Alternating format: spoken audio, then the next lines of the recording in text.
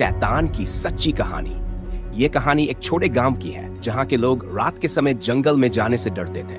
कहते थे कि वहां एक भूखा शैतान रहता है जो इंसानों को मारकर उनकी आत्मा को खा जाता है। गांव के पास घने जंगल में अक्सर अजीब अजीब आवाजें सुनाई देती थीं। कई लोगों ने वहां किसी काले साये को देखने का दावा किया था। यह साया इतना डरावना था कि लोग जंगल की ओर देखने तक से डरते थे। एक दिन गांव का एक युवक अर्जुन, जो इन कहानियों पर यकीन नहीं करता था, अपने दोस्तों के साथ जंगल में जाने की ठान लेता है। वह कहता है, मैं यह साबित करके दिखाऊंगा कि भूखा शैतान जैसा कुछ नहीं होता।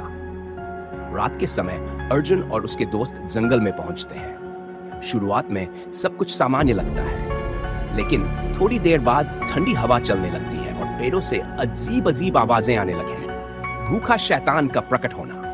अचानक अर्जुन के एक दोस्त को लगा कि कोई उसकी पीठ पर हाथ रख रहा है। उसने घबराकर मुड़कर देखा, पर वहां कोई नहीं था। तभी पेड़ों के बीच से एक लंबा काला साया निकलकर उनकी ओर बढ़ने लगा। उसकी आंखें खून की तरह लाल थीं और उसका शरीर कंकाल जैसा दिखता था। शैतान की गूंजती हुई आवाज सुनाई दी, तुमने मेरी भूख को बढ़ा दिया है, अब तुम्हें यहां से कोई नहीं बचा सकता।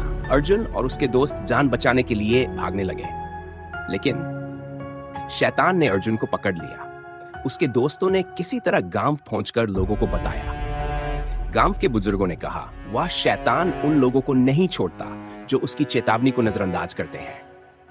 शैतान की सच्चाई। 3 दिन बाद अर्जुन जंगल के किनारे बेहोशी की हालत में मिला। होश में आने के बाद उसने बताया, भूखा शैतान एक आत्मा है जो किसी निर्दोष की हत्या के बाद बनी थी।